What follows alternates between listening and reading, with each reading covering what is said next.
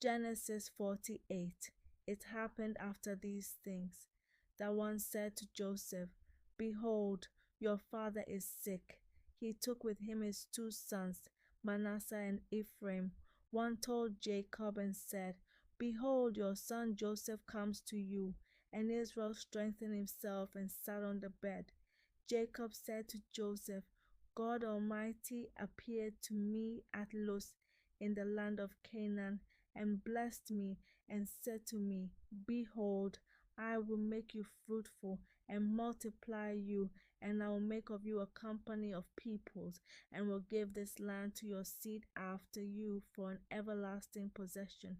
Now your 2 sons, who were born to you in the land of Egypt before I came to you into Egypt, are mine, Ephraim and Manasseh, even as Reuben and Simeon will be mine.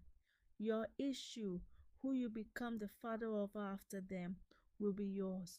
They will be called after the name of their brothers in their inheritance. As for me, when I came from Paddan, Rachel died by me in the land of Canaan in the way, when there was still some distance to come to Ephrath, and I buried her there in the way to Ephrath. The same is Bethlehem.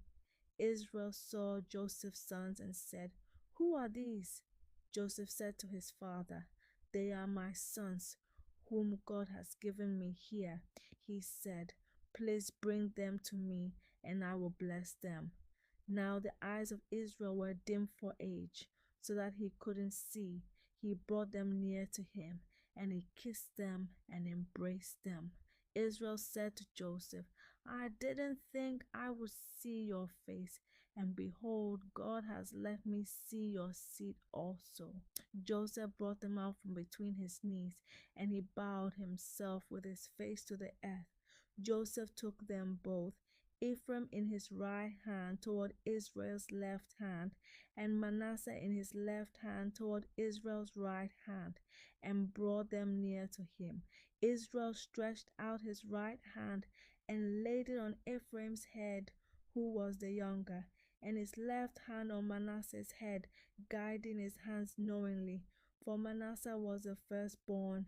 He blessed Joseph and said, "The God before whom my fathers Abraham and Isaac did walk, the God who has fed me all my life long to this day, the angel who has redeemed me from all evil, bless the lads, and let my name be named on them, and the name of my fathers Abraham and Isaac. Let them grow into a multitude in the midst of the earth." When Joseph saw that his father laid his right hand on the head of Ephraim, it displeased him. He held up his father's hand to remove it from Ephraim's head to Manasseh's head. Joseph said to his father, "Not so, my father, for this is the firstborn. Put your right hand on his head." His father refused and said, "I know, my son, I know. He also will become a people, and he also will be great. However, his younger brother will be greater than he, and his seed will become a multitude of nations." He blessed them that day, saying, "In you will Israel bless," saying, "God make you as Ephraim and as Manasseh." He set Ephraim before Manasseh. Israel said to Joseph, "Behold, I am dying, but God will be with you and bring you again to the land of your fathers.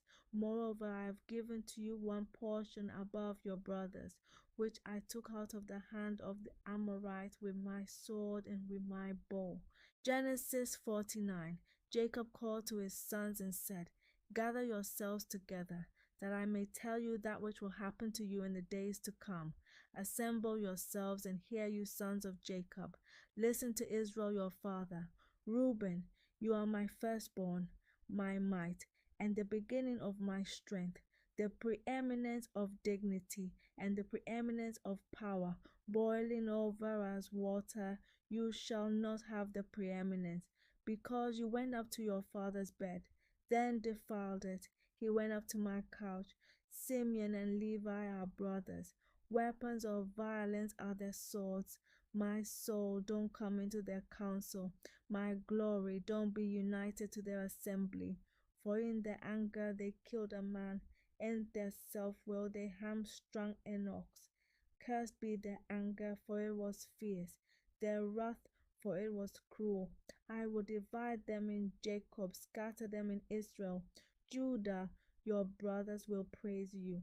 Your hand will be on the neck of your enemies. Your father's sons will bow down before you. Judah is a lion's whelp. From the prey, my son, you have gone up. He stooped down. He couched as a lion, as a lioness. Who will rouse him up? The scepter will not depart from Judah, nor the ruler's staff from between his feet, until Shiloh comes. To him will the obedience of the peoples be, binding his foal to the vine, his donkeys called to the choice vine. He has washed his garments in wine, his robes in the blood of grapes. His eyes will be red with wine, his teeth white with milk. Zebulun will dwell at the haven of the sea. He will be for a haven of ships. His border will be on Sidon. Issachar is a strong donkey, crouching down between the sheepfolds. He saw a resting place that it was good, the land that it was pleasant. He bowed his shoulder to bear and became a servant doing forced labor. Dan will judge his people as one of the tribes of Israel. Dan will be a serpent in the way, an adder in the path that bites the horse's heels, so that his rider falls backward. I have waited for your salvation, Yahweh. God, a troop will press on him, but he will press on the hill. Out of Asher his bread will be fat. He will yield royal dainties. Naphtali is a doe set free, who bears beautiful fawns. Joseph is a fruitful bough by a spring. His branches run over the wall. The archers have sorely grieved him, shot at him, and persecute him. But his bow abode in strength.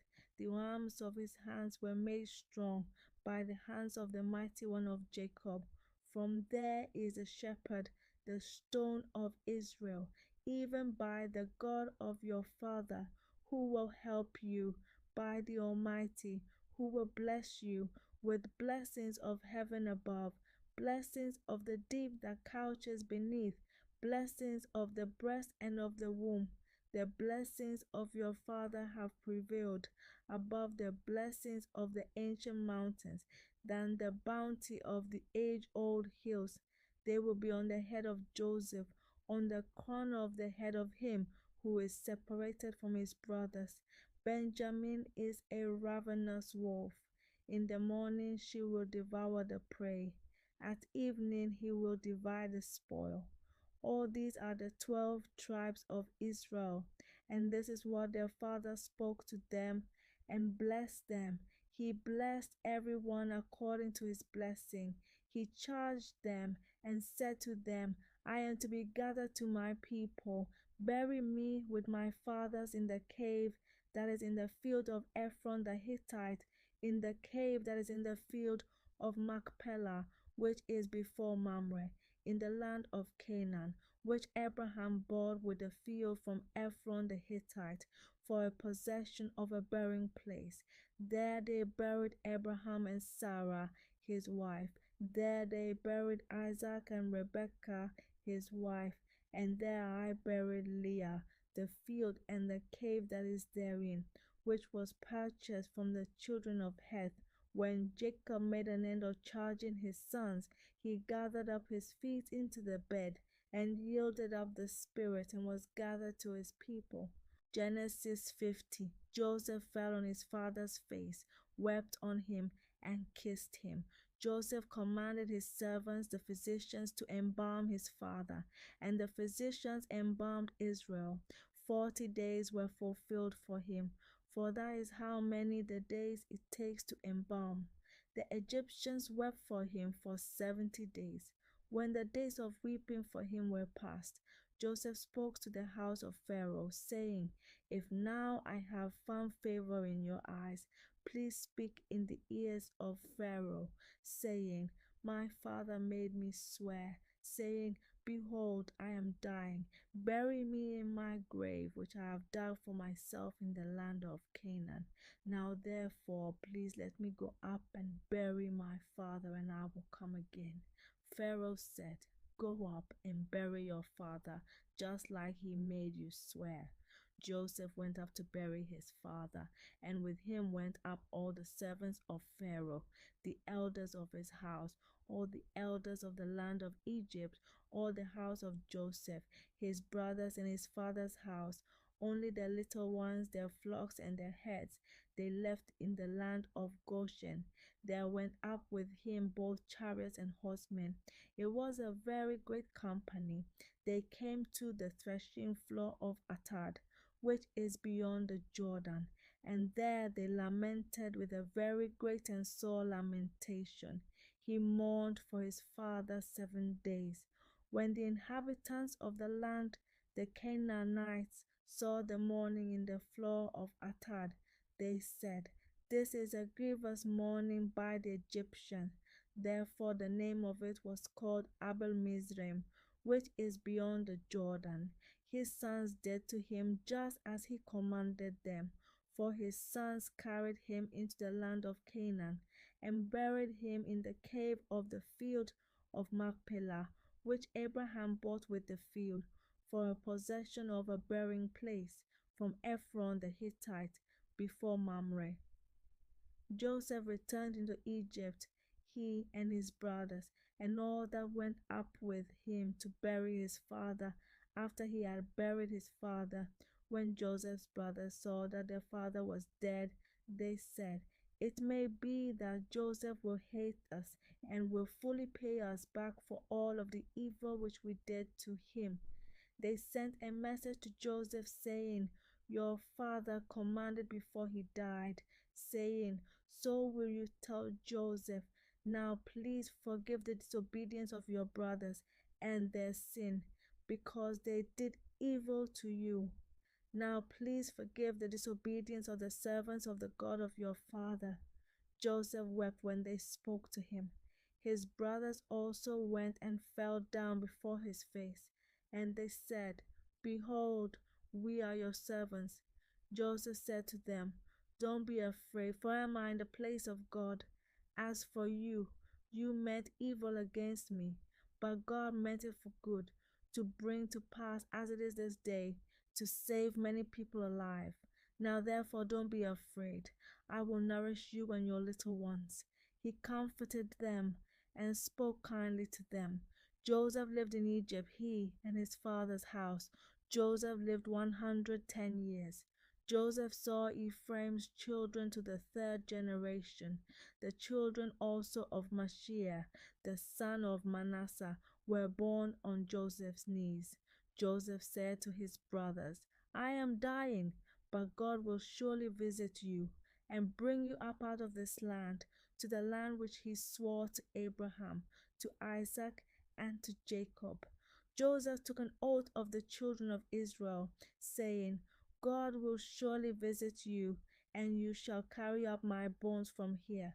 So Joseph died, being 110 years old, and they embalmed him, and he was put in a coffin in Egypt.